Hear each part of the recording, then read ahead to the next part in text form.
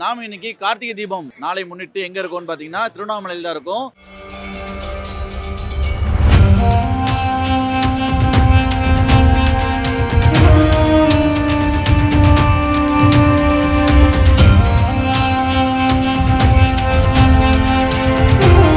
நான் மும்பைலேருந்து வந்துக்கிறேன் சார். கவிப்பிரியா மலேசியாலேருந்து வந்திருக்கேன். நான் பெங்களூரில் ஜெயநகர்லேருந்து வந்துட்டு இருக்கேன். நாங்கள் ஒரு 30 வருஷமா வந்தாங்க. சின்ன வயசுலேருந்து நான் வந்தாங்க. நான் இப்போ ஒரு 10 வருஷமாக வந்துட்டு இருக்கேன். இங்க மனசுல நினைச்சிட்டு நம்ம இந்த மலை சுற்றி வந்தா நடக்கும் சொல்றாங்களா, அது உண்மைதானா? அது உண்மைதானே, எனக்கு நடந்துக்குது. எனக்கு குழந்தைல கல்யாணம் நினச்சோம், கல்யாணம் நடந்துச்சு, குழந்தைல நினச்சோம், குழந்தை நடந்துக்குது. இதுக்கு எல்லாத்துக்கும் காரணம் அண்ணாமலையார் தான். எங்கள் எல்லாம் ஃபுல்லாக போயிடுச்சு. ஏன்னா இதை நம்பி தான் கடை வாடகை, அட்வான்ஸு, வீட்டு வாடகை, கரண்ட் பில்லு எல்லாமே கொடுக்குறோம். இவங்க எல்லாமே பாய்பட்டாங்க. வராதப்போன்றாங்க. கேட்டில் கை வச்சா கேஸ் போடுன்றாங்க. எப்படி அது அப்புறம் எப்படி தான் நாங்கள் போகிறது, வெளியே போகிறது வர்றது? அதனால இப்போ ஜனதொகையே இல்லை. இவங்க பண்ணுற ஆக்கிரமில் ஜனமே வரல. போலீஸ்காரங்க தான் ஃபுல்லாக உள்ள நிற்கிறாங்க. மீதி வெளியிலேருந்து வர மக்களுக்கு பொதுமக்களுக்கு இவங்க சேவை செய்கிறாங்களாம். எங்கே சேவை செய்கிறாங்க?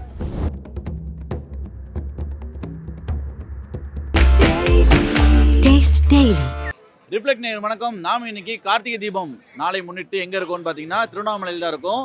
இங்க பாத்தீங்கன்னா கிரிவலம் போறதுக்கும் அப்புறம் சிவனை வழிபடுறதுக்கும் பாத்தீங்கன்னா லட்சக்கணக்கான மக்கள்லாம் வந்துட்டு இருக்காங்க. இந்த மக்கள்கிட்டையும் இங்க இருக்க கடை வியாபாரிகிட்டையும் பாத்தீங்கன்னா இன்னைக்கு கார்த்திகை தீபம் எப்படி இருக்கு, இதை கம்பேர் பண்ணும்போது போன கார்த்திகை தீபம்லாம் எப்படி இருக்கு, எந்த அளவுக்கு வியாபாரம் ஆச்சு, எந்த அளவுக்கு கூட்டம் வந்துச்சு, அவங்க எதுக்காக வந்திருக்காங்கன்றதெல்லாம் நம்ம கேட்டு தெரிஞ்சுக்கலாம். வாங்க வீடியோக்குள்ள போலாம். ஆனா எத்தனை வருஷமா இங்க வரீங்கன்னா, உங்க பேர் என்ன, எங்க இருந்து வரீங்கன்னா? நான் மும்பைலேருந்து வந்துக்கிறேன் சார். மும்பைல இருந்து வந்திருக்கீங்களா? எத்தனை வருஷமா வரீங்க இங்க? நாங்கள் ஒரு 30 வருஷமா நான் வந்திருந்தாங்க. சின்ன வயசுலேருந்து நான் வந்திருந்தாங்க சார். ஓகே. வணக்கம், என் பேர் சிந்து சிவகாமி. நான் இப்போ ஒரு 10 வருஷமாக வந்துட்டு இருக்கேன் திருவண்ணாமலைக்கு. வாட்டி வந்தப்போ ரொம்ப எனக்கு கால் நோவு, டயர்டு அப்படிலாம் ரொம்ப பிரச்சனை இருந்துச்சு. ஐயோ இதுக்கப்புறம் வரவே கூடாதுன்ற மாதிரி நினச்சிட்டேன். அப்புறம் 2வது வாட்டி வந்தப்போ எனக்கு சுத்தமாக அந்த வலி அந்த இதுன்றதே தெரியல. அப்புறம் மாதம் வர ஆரம்பிச்சுட்டு இப்போ ஒரு மாதம் தவறாது நாங்கள் வரோம். நாங்கள் பெங்களூரில் ஜெயநகர்லேருந்து வந்துட்டு இருக்கோம். கவிப்பிரியா மலேசியாலேருந்து வரேன். மலேசியாலேருந்து வரீங்க. எத்தனை வருஷமா வந்துருக்கீங்க இங்க? இதுதான் ஃபர்ஸ்ட் இயர் நான் வரேன். ஓ, ஃபர்ஸ்ட் டைம் இருக்கீங்க. எப்படி நீங்க சுத்திட்டீங்களா கிரிவலம்? ஒன்றும் இல்லை, இதுக்கப்புறம் தான். ஓகே. நீங்க இதுக்கு போயிட்டு அதுக்கப்புறம் தான் வந்து சுற்றுவோம். ஓகே. எதுக்காக வந்திருக்கீங்க நீங்க? வேண்டுதல் ஏதாவது எடுத்துட்டு வந்திருக்கீங்களா? எப்படி? வேண்டுதல்னு சொல்ல முடியாது, இங்கே வரணுன்னு ரொம்ப நாள் ஆசை. தீபம் பார்க்கறதுக்காக வந்திருக்கிறேன். என் பேர் ராஜேஸ்வரி, மலேசியாலேருந்து வந்திருக்கேன். மலேசியாலேருந்து வரதுக்கு காரணம் என்னக்கா? இங்கே இது என்னோட 2வது வருஷம் நான் வந்திருக்கேன். ஏற்கனவே போன வருஷம் கலந்துக்கிட்டேன். ஸோ இந்த வருஷமும் கலந்துக்கணும், அடுத்த வருஷம் அடுத்தடுத்து வர வருஷமும் கலந்துக்கணும்னு இங்கே மனசுல நினச்சிட்டு நம்ம இந்த மலை சுற்றி வந்தால் நடக்கும் சொல்கிறாங்களா, அது உண்மைதானா? அது உண்மைதானே, எனக்கு நடந்துக்குது. எனக்கு குழந்தைல கல்யாணம் நினச்சோம், கல்யாணம் நடந்துச்சு, குழந்தைல நினச்சோம், குழந்தை நடந்துக்குது. 10 வருஷத்துக்கு முன்னுக்கு இந்த கிரிவலம் நான் நடந்திருக்கிறேன் ஆக்சுவலி. ஓகே. பட் தீபம் பார்க்கறதுக்கு இல்லை. நார்மலாக கிரிவலம் நார்மல் டேஸில் வந்திருக்கு. தீபம் பார்க்கறது இதுதான் ஃபர்ஸ்ட் இயர். கண்டிப்பாக நம்புகிறேன். ஏன்னா ஏற்கனவே ஒரு வேண்டுதல் வச்சுருந்தேன். ஓகே. வேண்டுதல் சொல்கிறப்ப நான் வெளியே சொல்லலை. ஸோ அது எனக்கு நிறைவேறிடுச்சு. அப்போ சொல்லலாமே. அடுத்து இல்லை பரவாயில்ல, அடுத்து வேண்டுதல் ஒன்று கொடுத்துட்டாரு சொல்லிட்டு அடுத்து எடுத்து வரீங்க. ஓகே. அப்போ பார்க்குறவங்களுக்கு நீங்கள் சொல்கிறீங்க கண்டிப்பாக இங்கே மனசில் நினச்சிட்டு பண்ணால் நடக்கும். கண்டிப்பாக மனசில் என்ன நினச்சிட்டு வந்தால் கண்டிப்பாக. ஏன்னா இங்கே அழைப்பு இல்லாமல் வர முடியாதுன்னு கேள்விப்பட்டிருக்கேன். ஸோ இது எங்களோட அழைப்புன்னு நினைக்கிறேன். நான் ஒருவேளை சாப்பாட்டு கூட ரொம்ப கஷ்டப்பட்டு இருக்கிறேன். திருநங்கையாக மாறி நிறைய பேர் சொல்கிறாங்க உங்கள்கிட்ட இல்லாத பணமா, உங்கள்கிட்ட இல்லாத காசா அப்படின்னு எல்லாம் சொல்கிறாங்க. ஆனால் நான் அந்த மாதிரி இல்லை. நான் ஒரு நல்ல வழியில் போகணும், வெறும் சாமி வேலை செஞ்சுக்கிட்டு அப்படி தான் நான் இது பண்ணிட்டு இருந்தேன். தின்ற சாப்பாட்டு கூட கொஞ்சம் கஷ்டமாக தான், ரொம்ப கஷ்டமாக இருந்தேன். இது எங்கள் அம்மா, இவங்க எங்கள் அக்கா, நாங்கள் எல்லாமே ரொம்ப ஏழை கஷ்டப்பட்டு வந்தவங்க தான். இந்த ஐயா கிட்ட வேண்டிக்கிட்டு இப்போ மாதம் கிரிவலம் வரதுனால ரொம்பவே முன்னேற்றம் இருக்குது. இப்போ நான் சிவலீலான்ற படத்தில் ஆக்ட் பண்ணிட்டு இருக்கிறேன். அந்த அளவுக்கு எங்களை முன்னேற்றம் பண்ணி கொடுத்துருக்கிறாரு அண்ணாமலையார். கண்டிப்பாக இதுக்கு எல்லாத்துக்கும் காரணம் அண்ணாமலையார் தான். ஓகே. நீங்கள் போன தடவை வந்ததுக்கும் இந்த தடவைக்குமே கூட்டம் அதிகமாக இருக்குன்னு நினைக்கிறீங்களா, எப்படிக்கா? போன வாட்டி வந்தப்போ இன்னும் கூட்டம் அதிகமாக இருந்த மாதிரி இருந்துச்சு. இப்போ தான் இங்கே இறங்கணும், இன்னும் சரியாக பார்க்கல கூட்டத்தை. ஸோ அதனால எங்களுக்கு தெரியல. கூட்டம் கம்மியாக தான் இருக்குது. போலீஸ் அராஜகம் அதிகம். இந்த தடவை போலீஸ் அராஜகம் அதிகம். என்ன மாதிரி வியாபாரி ஒருத்தி கூட வியாபாரம் பண்ண விடல. ஏழை மக்கள்லாம் அநியாயப்படுது. இன்றைக்கி வியாபாரம் பண்ண முடியாத அது உடனே வாங்கிக்கின்னு இதை விற்றா தான் கஞ்சி அதுங்களுக்கு, வேறு வழி கிடையாது. இன்னைக்கு வச்சா தெருவுக்காரங்களை கூட உள்ளூர்கார கூட நடமாடைக்கு வழி போகிறதுக்கு வர்றதுக்கு வழி விட மாட்டுறாங்க. ஓகே, தீபம் இப்போ மேலே ஏறக்கூடாது அனுமதி இல்லைன்னு சொல்லியிருக்காங்களே, அது எந்த அளவுக்கு உங்களுக்கு மனசு கஷ்டமா இருக்கு? மனசு கஷ்டமாக தான் இருக்குது. பட் அவரை போய் பார்க்குறதே வந்து ஒரு புண்ணியம்னு சொல்லி நான் நினைக்கிறேன். ஓகே, இப்போ நீங்கள் வந்திருக்கீங்க, எத்தனை மணிக்கு நீங்கள் சுற்றி வந்து முடிப்பீங்கன்னு நினைக்கிறீங்க? போன வாட்டி 4 மணிக்கு ஆரம்பிச்சு 11:30 மணிக்கு முடிச்சேன் நைட்டு. ஓகே இந்த வாட்டி 2 மணி ஓகே, பார்க்குறேன் எப்போ அவர் தான் உங்களுக்கு அவர் சொல்லுவாங்க கேளுங்க. முடிக்கிறோன்னு. சரிங்க. ஓகே, இப்போ வந்து பார்த்தீங்கன்னா திருநங்கை என்றவங்களே வந்து பார்த்தீங்கன்னா எப்பவுமே வந்து குடும்பத்தை விட்டு தள்ளி வந்துடுவாங்க. ஆனால் நீங்கள் வந்து உங்கள் அம்மா உங்கள் அக்கா கூடலாம் இருக்கும்போது பார்க்க ரொம்ப சந்தோஷமா இருக்கு. அவங்கள பற்றி சில வார்த்தைகள் சொல்லுங்களேன். இவ்வளோ ஒரு நல்லபடியாக இருக்கிறேன், ஒரு நல்ல குணத்தோடு இருக்கிறேன்னா அதுக்கு என் குடும்பம் தான் காரணம். என்னை வீட்டை விட்டு வெளியே துரத்தாத, வீட்டை விட்டு வெளியே அனுப்பாத, வீட்டிலே வச்சுருக்கிறதுனால தான் நான் வந்து ஒரு நல்லபடியாக நல்ல ஒரு திருநங்கையாக இருக்கிறேன். எல்லா வீட்லேயும் எல்லா பெற்றவங்களும் இந்த மாதிரி எல்லா திருநங்கைங்களையும் வீட்டு விட்டு அனுப்பாத இருந்தாங்கன்னா எல்லாருமே நல்ல புத்தி கற்றுக்கிட்டு எல்லாருமே நல்லா தான் இருப்பாங்க. சாதிக்கலாம், கண்டிப்பாக சாதிக்கலாம். வீட்டை விட்டு துரத்தப்படுறதுனால தான் எங்களை வந்து எல்லாருமே ஒரு வேற்றுமையாக பார்க்க ஆரம்பிக்கிறாங்க. பெற்றவங்க புரிஞ்சுக்கிட்டா மற்றவங்களும் புரிஞ்சுக்குவாங்க. அதுக்கு எல்லாத்துக்கிட்டையும் வேண்டுகோள் என்னோடது என்னன்னா, திருநங்கைகளை யாரையுமே வீட்டு விட்டு வெளியே அனுப்பாதீங்க. அவங்களையும் ஒரு பிள்ளையாக மதித்து வளர்த்து இது பண்ணுங்க, எல்லாருமே சாதிக்குவாங்க. அப்புறம் வந்து என்ன பெரியவங்க ஒருத்தவங்க, அவங்க வந்து பேர் பவானி சக்தி அவங்க பேர். அவங்க கூட நான் சேர்ந்து இருக்கிறதுனால தான் ஒரு நல்ல புத்தி கற்றுக்கிட்டு இது பண்ணேன். அப்புறம் சஞ்சனம்மான்ட்டு இருக்கிறாங்க, அவங்க வந்து எனக்கு தெய்வம் அது இதெல்லாம் கற்றுக் கொடுத்தவங்க. இவங்க 2 பேர் மூலியமாக தான் ஒரு இந்த தெய்வத்து மூலியமாகவே நான் வழிபட்டுட்டு வந்துட்டுருக்கேன். ஓகே, உங்கள் வாழ்க்கையில் இன்னும் மேலும் வளரணும்னு சொல்லிட்டு நாங்கள் இறைவன்கிட்ட வேண்டிக்கிறேன். நன்றிக்கா. ஆமாம், நீங்கள் சொல்லுங்கம்மா. அவங்க பொண்ணு வந்து பார்த்தீங்கன்னா படம்லாம் அடிக்கிறாங்க, சுற்றி மற்றி ஒரு மாதிரி பேசியிருப்பாங்க. ஆனால் இப்போ வந்து பார்த்தீங்கன்னா ஒரு ஆர்டிஸ்டாக இருக்காங்க. நீங்கள் எப்படி எந்த அளவுக்கு உங்களுக்கு பெருமையாக இருக்குது? எனக்கு ரொம்ப பெருமையாக இருக்குது. ஃபர்ஸ்ட்டில் கொஞ்சம் ஒரு மாதிரி கேவலமாக தான் பேசினாங்க எங்கள் பொண்ணை பற்றியே. பையன் இப்படி பொண்ணாக மாறிடுச்சு அப்படின்ட்டு ஒரு மாதிரி எங்கள் குடும்பத்தில் இருக்கிறவங்க எங்கள் சொந்தமாக இருந்தவங்க கொஞ்சம் இதை கேவலமாக பேசுனாங்க. இப்போ எல்லாரும் சந்தோஷமாக நல்லா பார்த்துக்கிறாங்க. என்னையும் எங்கள் பொண்ணு நல்லா பார்த்துக்குது. ஓகே, உங்கள் சொந்தக்காரங்க யாராவது வந்து அமுச்சு விட்டுரு கூட வச்சுக்காத வளர்க்காதன்னு சொல்லிட்டு ஏதாவது சொல்லியிருக்காங்களா? இல்லை, யாரும் எதுவும் சொல்கிறது இல்லை. சொன்னாலும் நானும் விட மாட்டேன். சூப்பர்மா. சொன்னதும் இல்லை, சொன்னாலும் நானும் விட மாட்டேன்.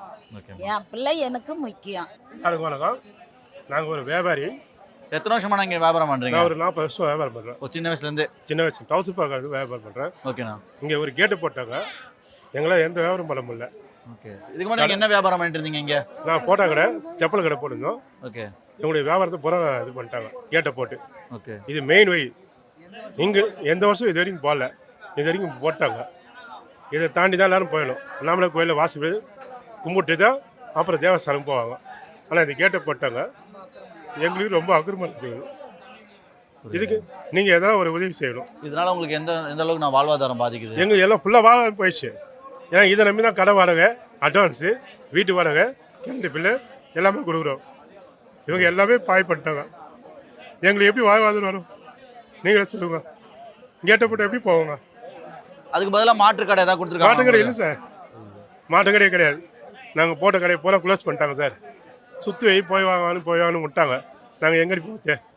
இன்னைக்கு மட்டும் தான் க்ளோஸ் பண்ணியிருக்காங்களா, மொத்தமாகவே க்ளோஸ் பண்ணிட்டாங்க? இன்னைக்கு மட்டும் தான். ஓகே, ஆனால் இது வியாபாரம் இல்லையா? இது வரைக்கும் எல்லாமே க்ளோஸ். இது வரைக்கும் இந்த மாதிரி வந்ததே கிடையாது. இதுதான் ஃபர்ஸ்ட். மொத்தமாக க்ளோஸ் பண்ணிட்டாங்க, வகையெல்லாம் மாற்றி விட்டாங்க சார். எங்கள் வியாபாரம் சுத்தமாக போயிடுச்சு. எப்படி சார் நாங்கள் சாப்பிடுவோம்? நீங்கள் எதுவுமே கேட்கலையாண்ணா? நாங்கள் கேட்க முடியாது சார், கவர்மெண்ட் எதுவும் கேட்க முடியாது சார். ஏன்னா அவங்க ரூல்ஸு, நம்ம எதுவும் பண்ண முடியாது. உங்க கடை மட்டும் தான் மூடிருக்காங்களா? உங்களுக்கு பக்கத்துல எல்லா கடையும் சார். நீங்க எல்லாரும் சேர்ந்து ஏதாவது ஒரு எதுவும் பண்ண முடியாது சார். நாங்க ஓகே, கவர்மெண்ட் எதுவும் நம்ம எதுவும் பண்ண முடியாது. அவங்க ரூல்ஸ் பிரகாரம் நம்ம நடந்து ஆகணும். அதனால எங்களுக்கு ஏதாவது ஒரு வாழ்வாதாரம் கொடுக்கும். ஏன்னா இதை நம்பி தான் நாங்கள் வாடகை கொடுக்கணும். ஆமா, இந்த நாளை நினைச்சு தான் நீங்க வந்து நிறைய கமிட்மெண்ட் வச்சிருக்கீங்க. நாங்கள் பண்றோம், எல்லாமே பண்றோம். இங்க கேட்க கடைக்கார மொத்த பேரும் வாடகை கொடுக்கணும், கரண்ட் பில் கட்டுறோம், அட்வான்ஸ் கொடுக்குறோம், எல்லாம் கொடுக்குறோம். ஒரு கடைக்கு வாடகை அட்வான்ஸ் எழுதியாச்சு. இப்போ மாநகரம் ஆயிடுச்சு திருவண்ணாமலை. ஆனால் வாடகை ஏற்றிட்டாங்க, கரண்ட் பிள்ளை எல்லாம் ஏற்றிட்டாங்க. நாங்கள் எப்படி சார் கொடுக்க முடியும்? கடையை பூட்டி வச்சா கொடுக்க முடியும்? கடையை பூட்டி வச்சு கொடுக்க முடியாது சார். எங்களுக்கு ஏதாவது ஒன்று பண்ணுங்க சார். இது மெயின் வழி எது சார்? இது வரைக்கும் யாரும் பூட்டினதே கிடையாது. இவங்க ஏன் பூட்டுறாங்க? கோயில் அண்ணாமலை கோயிலில் வாசல் தொட்டு தான் கிரிவலம் போவாங்க. இவங்க இதை இங்கே இப்படி சுற்றி அப்படி சுற்றி போனா சார் சார். நிறைய பேர் எங்கள் கடைக்காரங்க சொன்னாங்க, இங்க இருந்த கடையெல்லாம் வந்து ஸ்டாப் பண்ணிட்டாங்க, வழியை மாத்தி விட்டாங்க, கேட் போட்டாங்க. எல்லா வழியும் இப்போ புது புது வழியும் மாற்றிட்டாங்க. எல்லாமே ஏற்கனவே நடந்த வழி கிடையாது. எல்லாமே கட் படுத்திட்டாங்க. தெருவுக்கு தெரு எல்லா இதுவும் சுற்றி ஒரு தொழில் செய்கிறவங்கள நீ யார் என்னான்றது, நீ எந்த ஊராக இருந்தாலும் என்ன கேள்வி, எதுக்கு அனுமதி கிடையாது. யாராக இருந்தாலும் சரி போகிற வராத போன்றாங்க. பக்கத்து வீட்டுக்காரர் இது விடுங்க விடுங்கன்னா கூட விட மாட்டாங்க. ஹாஸ்பிட்டல் போய் அது அம்மா ஹாஸ்பிட்டலில் போய் இட்டுன்னு வர சாயை பிடுங்குறாங்க. ஓ, இதெல்லாம் எந்த விதத்தில் நியாயம் சொல்லு? ஆனா இவங்களை பார்த்து எல்லாருமே வருவாங்கன்றதுக்காக அப்படி பண்றாங்களா என்னவோ தெரியல. அப்படி கூட இருக்கலாம். எப்படி எது காலமெல்லாம் பண்ணலையா? காலமெல்லாம் சாமி நடக்கலையா? காலமெல்லாம் தேர் இருக்கலையா? இன்றைக்கி தான் புதுசாக இருக்கிறாங்களா? இந்த கலெக்டர் பண்ணுறது என்ன அது அதிகாரம்? எவ்வளோ ஒரு அதிகாரம் பண்ணுறாரு.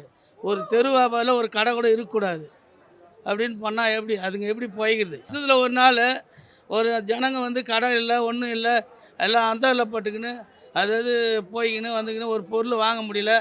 ஒரு பொருள் வீட்டுக்கு தேவை வாங்கணும். ஒரு கற்பூரம் வந்து அங்கேருந்து ஒரு வெளியிலேருந்து வந்து நான் ஒரு தீபம் போட்டு ஒரு தேங்காய் உடைக்க நான் வந்தேன், என்னை விட மாட்டுறாங்க. எல்லாம் ஒரே அதிகாரம் பண்ணுறாங்க அப்படின்னு எல்லாம் இப்போ எல்லாம் வரவங்க போகிறேன்னு சொல்லிட்டு போகிறாங்க. என்னங்க ஒரு தேங்காய் கற்பூரம் கூட ஏற்ற விட மாட்டுறாங்களே, எந்த விதத்தில் நான் என்ன கேட்குறாங்க? என்ன நான் சொல்கிறது? எல்லா மக்களையும் வாட்டுன்னு வாட்டுறாங்க. அப்புறம் எந்த விதத்தில் நான் அட்ராஸோடு காட்டுறோம், அதுக்கும் விடத்தில் வராத போன்றாங்க. கேட்டில் கை வச்சா கேஸ் போடுன்றான், நீ அதை பண்ணுன்ற. எப்படி அது? அப்புறம் எப்படி தான் நாங்கள் போகிறது, வெளியே போகிறது வர்றது? ஜனத்தொகையே இல்லை. இவங்க பண்ணுற ஆக்கிரமில் ஜனமே வரல. எவ்வளோ ஜனம் மடி, எவ்வளோ கூட்டம் வரும், நெரிசல் ஆகும். இந்நேரம்லாம் எங்களால் முடியாது. காலை வச்சு இப்படி அந்தாண்ட போக முடியாதுப்பா, ரோடே காலியாக கிடக்குது பாரு. எங்கே வந்து ஜனம் வருது? இவங்க பண்ணுறது இவங்க போலீஸ்காரங்க வண்டி தான், போலீஸ்காரங்க தான் வந்து ஃபுல்லாக உள்ளே நிற்கிறாங்க. மீதி வந்து வெளியிலேருந்து வர மக்களுக்கு வந்து பொதுமக்களுக்கு இவங்க சேவை செய்கிறாங்களாம். எங்கே சேவை செய்கிறாங்க? இவங்க தான் உள்ள எல்லாரும் காரை நிறுத்துறதும், எல்லாம் அங்கங்கே கூட்டம் போட்டு நிற்கிறதும், வேனை விடுறதும் இவங்களுக்கு தான் அங்கே அதிகாரமாக இருக்குது பூரா. இதனால உங்களோட வாழ்வாதாரம் எந்த அளவுக்கு பாதிப்படைஞ்சிருக்கு? கூட்டம் அதிகமாக இல்லை, சேல்ஸ் இல்லைன்றீங்க இல்லையா? சேல்ஸ் இல்லைப்பா, பூரா போட்ட பொருள் பூரா பாருப்பா இல்லாத அப்படியே ஐது கொட்டுறோம்ப்பா. எவ்வளோ சேல்ஸ் ஆகணும், சேல்ஸாக இல்லைப்பா. எல்லாம் பூரா எல்லாம் ஒன்று கூட விற்க விடலையே. நான் என்ன செய்யட்டும்? எங்களுக்கு முதல்ல போச்சு. இப்போ எங்களுக்கு பக்கமாக வந்து எவ்வளோ சேல்ஸ் ஆகும், இப்போ எவ்வளோ சேல்ஸ் ஆயிருக்குண்ணா? ஐயா நாங்கள்லாம் ஒரு நாளைக்கு 100 தார் விற்கிற இடம் ஐயா. சும்மா அந்த தேராண்ட போய் ஒரு 100 தார் விற்கிற இடம் இன்றைக்கி 10 தார் விற்க முடியல, கடை விடாததுனால. அப்படியே உள்ள நான் உட்காந்து இப்போ அப்படியே ஒடுங்கி கிடக்கிறேன். அந்த போட்ட பொருள் பூரா போய் உள்ளே போய் பாருங்க. அதை எத்தனை வாரியாந்து கீழே கொட்டிங்கிறோம் பாரு. வாரி மூட்டை லாரி வண்டியில் வாரி போட்டு அனுப்புகிறோம். அந்த காலத்தில் தேர் இழுக்கும் போது மட்டும்தான் நாங்கள் அப்பாலப்படுத்திங்க. அப்போ தான் நாங்கள் அப்பாலப்படுத்த போவோம். இந்த வாரம் ஒரு வாரத்துக்கு முன்னே பூரா க்ளோஸ் பண்ணிட்டீங்க. இந்த ஒரு வாரத்துக்கு என்ன பண்ணணும்? அந்த மக்கள் சாப்பிட்றதுக்கு கஞ்சி தஞ்சி இல்லை. எல்லாம் தெரு கஞ்சி எல்லாம் சம்பாதிச்சா தான் 10 ரூபா கஞ்சி குடிக்கிறதுங்க. 1 கிலோ அரிசிக்கு அதான் வழி. வாயதோரம் வேறு எதுவும் தெரில. எல்லாம் 40-50 வருஷமாக அதிலே வாழ்ந்துருச்சிங்க. வேறு இப்போ போய் வேறு தொழில் செய்யணும், எப்படி செய்ய முடியும்? போய் 50 நாளாக சம்பாதிச்சு போகணுன்னு சொன்னால் இந்த வயசான காலத்தில் நாங்கள் போய் எந்த வேலை செய்ய முடியும்? இதுக்கு மேலே இங்கே எப்படி நிலவரம் இருக்குது இந்த மாதிரி அடைச்சி வைக்கிறதுனால? அதான் சண்டை வருது. ஓகே, மக்களுக்குள்ளே சண்டை போட்டுக்கிறாங்க. எப்படி போகிறது, வெளியே போகிறதுக்கு வழி இல்லாமல் சண்டை காலையில் போட்டுக்கிறாங்க. சண்டை நடந்துச்சிங்க. ஆமாம், மார்னிங் சண்டை வந்துச்சு. போலீஸ்காரங்க வந்து பிளாக் பண்ணிட்டாங்க. பிளாக் பண்ணோன்னா அவங்களுக்கு வந்து 2 வீலர் உள்ள வரப்படா சொல்லி பிளாக் பண்ணுறாங்க.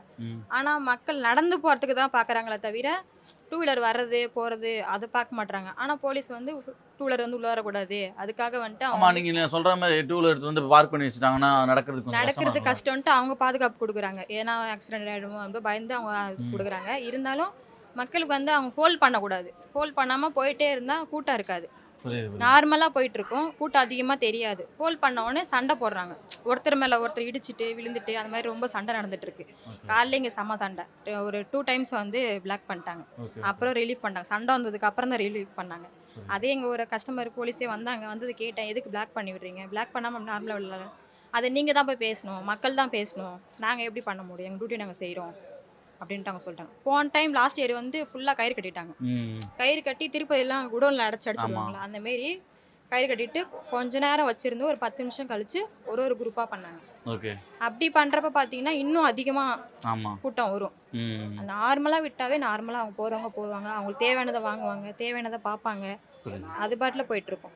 நம்ம பிளாக் பண்ணுறது தப்பு, ஆனால் அவங்களுடைய பாதுகாப்புக்கு அவங்க கொடுத்து தான் ஆகணும், வேறு ஆப்ஷன் கிடையாது. இருந்தாலும் சொல்கிறேன். சேல்ஸில் பிப்பி சேல்ஸ் பண்ணேன். நல்லா போதா? நல்லா போகுதுண்ணா. ஓகே. நல்லா கூட்டம் வரணும். எவ்வளோ ஏர்ன் பண்ணியிருக்கீங்க?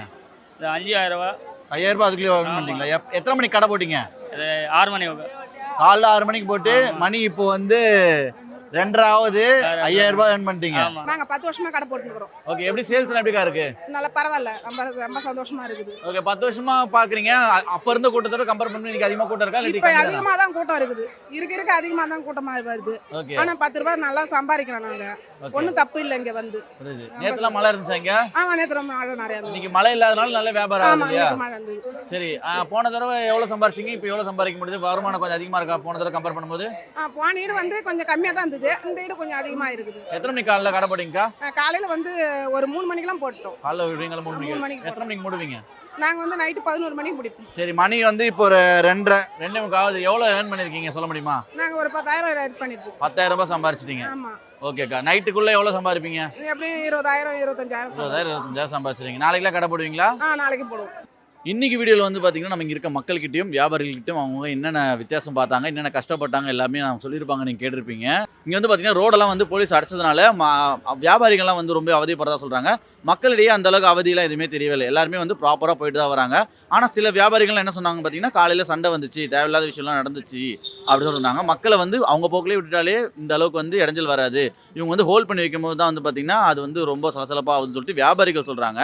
அது மட்டும் இல்லாமல் இன்றைக்கி கார்த்திகை தீபம் திருநாளை முன்னிட்டு 40 லட்சம் பக்தர்கள் வந்ததாக சொல்கிறாங்க. இந்த மாதிரி இவ்வளோ கூட்டம் வரும்போது வந்து பார்த்திங்கன்னா இந்த மாதிரி அந்த ரோடெல்லாம் பிளாக் பண்ணியிருந்தால் கண்டிப்பாக நெருக்கடி வரதான் செய்யும். அதனால தான் வியாபாரிகளுமே வந்து பார்த்திங்கன்னா நாங்கள் வந்து கஷ்டப்படுறோம், அவதிக்குள்ள ஆயிருக்கோம்னு சொல்லிட்டு சொல்கிறாங்க. இங்கே வந்து பார்த்திங்கன்னா காலங்காலமாக கடை போட்டிருக்கவங்களாம் வந்து பார்த்திங்கன்னா ஏதோ ஆல்ட்ரேட் பண்ணுறேன்னு சொல்லிட்டு அவங்க கடையில் வந்து க்ளோஸ் பண்ணியிருக்காங்க. அதனாலே நம்ம ஒரு வீடியோவில் பார்த்துருப்போம். ஒருத்தர் வந்து பார்த்திங்கன்னா கண்ணீர் மழுக வந்து அவர் கடை வியாபாரம் பண்ண முடியல, வாழ்வாதாரம் பாதிக்கப்படுச்சுன்னு சொல்லிட்டு பேசியிருப்பாரு. இதெல்லாம் வந்து முன்னாடியே ப்ராப்பராக அவங்க இந்த மாதிரி இப்போ ஒரு ஷாப் வந்து மாற்ற போகிறாங்கன்னா அவங்களுக்கு வேறு ஏதாவது மாற்றிடம் கொடுத்துட்டு அந்த மாதிரி பண்ணியிருந்தாருன்னா கொஞ்சம் நல்லா இருக்கும்னு சொல்லிட்டு நான் நினைக்கிறேன். இது வரைக்கும் போன கார்த்திகை தீபம்லாம் வந்து பார்த்திங்கன்னா ஆட்டோஸ்லாம் உள்ளே வரும், பைக்லாம் உள்ளே வரும். அதனால வந்து பார்த்திங்கன்னா மக்களுக்குலாம் ரொம்ப இடைஞ்சல் சொல்லிட்டு நிறைய பேர் சொல்கிறாங்க. என்னன்னா ஃபாஸ்ட்டாக ரேஷ் டிரைவிங் பண்ணுவாங்களாம், பைக்காரங்களாம் வந்து பசங்களாம் ட்ரிபிள்ஸ்லாம் வந்து ஆர்ன் அடிச்சிட்டுலாம் ஒரு மாதிரி போவாங்களாம். அந்த மாதிரிலாம் நடக்கூடாது சொல்லிட்டு போலீஸ் வந்து பார்த்திங்கன்னா இந்த தடவை ரோட நிறைய பிளாக் பண்ணியிருக்காங்க. ஆனால் அதனால் வந்து சில வியாபாரிகள் வந்து ரொம்ப பாதிக்கப்பட்டிருக்காங்க. அவங்க கண்ணீர் மழுக பேசினதெல்லாம் நம்ம கேட்டிருப்போம். இந்த கிரிவலத்துக்கு தமிழ்நாட்டு மட்டும் இல்லாமல் இந்தியாவில் மட்டும் இல்லாமல் வெளிநாட்டிலேருந்துலாம் நிறைய பேர் வந்திருக்காங்க. நீங்கள் பார்த்துருப்பீங்க. அவங்ககிட்டலாம் கேட்கும்போது என்ன சொல்கிறாங்கன்னா, நாங்கள் ஒரு வேண்டுதல் எடுத்துகிட்டு நாங்கள் வருவோம், அந்த மலையை சுற்றி முடிப்போம். அப்படி சுற்றி முடிச்ச பிறகு பார்த்தீங்கன்னா நாங்கள் வேண்டு வந்து நடக்கிறதாகவும் அதனால தான் நாங்கள் ரிப்பீட்டடாக வரதாகவும் அவங்க சொல்கிறாங்க. இந்த கார்த்திகை தீபம் வந்து பார்த்திங்கன்னா இங்கே திருவண்ணாமலையில் இது வரைக்கும் நடந்த மாதிரி இருக்கான்னு கேட்டிங்கன்னா இல்லை. ஏன்னா வந்து நிறைய பேருக்கு உள்ள கோயிலே அனுமதி பண்ணல. கிட்டத்தட்ட ஒரு 300 பேர் 400 பேர் மட்டும் தான் அலோவ் பண்ணியிருக்காங்க. அதேமாதிரி மலை மேலேயும் வந்து பார்த்திங்கன்னா 300 பேர், அதுவும் ஸ்பெஷல் விஐபி மட்டும் தான் அலோவ் பண்ணுறதா சொல்கிறாங்க. ஏன்னா ஆல்ரெடி வந்து மலை சரிவு ஏற்படுறதுனால வந்து பார்த்திங்கன்னா மலை மேலே வந்து தீபம் ஏற்றுறாங்க, ஒரு 6 மணிக்கு வந்து ஏற்றுறாங்க. பட் ஆனால் வந்து பக்தர்கள் யாருமே வந்து உள்ளே அலோவ் பண்ணவே இல்லை. அதேமாரி நேற்று போன வாரம்லாம் வந்து பார்த்திங்கன்னா சம மழை இருந்துச்சு. நாங்கள் வரும்போதே வந்து பார்த்திங்கன்னா நிறைய இடத்துல வெள்ளம் ஓடிட்டு தான் இருந்துச்சு. ஆனால் இன்றைக்கி காலையிலேருந்து இப்போ வரைக்குமே வந்து பார்த்திங்கன்னா துளி மழை கூட இல்லை. அது ரொம்பவே ஆச்சரியமாக இருக்குது. மழை இல்லைன்னு விடுங்களேன், வெயிலுமே இல்லை. மோஸ்ட்லி கிரிவலம் சுற்றும் போது வந்து பார்த்திங்கன்னா எல்லாருக்குமே கால் சுடும், ஏன்னா செருப்படம் போவாங்க. இன்றைக்கி மழையும் இல்லை, வெயிலும் இல்லை. இதெல்லாம் நினச்சி பார்க்கும்போது ஒரு மாதிரி ஆச்சரியமாக தான் இருக்குது. சரி, நீங்கள் சொல்லுங்கள், திருவண்ணாமலைக்கு எத்தனை தடவை வந்திருக்கீங்க? நீங்கள் வேண்டிட்டு இந்த மாதிரி கிரிவலம் வந்ததுக்கு ஏதாவது நடந்திருக்கான்னு சொல்லிட்டு கீழே கமெண்ட் செக்ஷன் சொல்லுங்கள். அதை நான் படிக்க ஆவலாகவே இருக்கேன். இதேமாரி இன்னொரு வீடியோவில் உங்களுக்கு மீட் பண்ணுறேன். அதுவரை உங்களிடம் விடைபெறுவது திஸ் இஸ் விக்ரம். பாய்.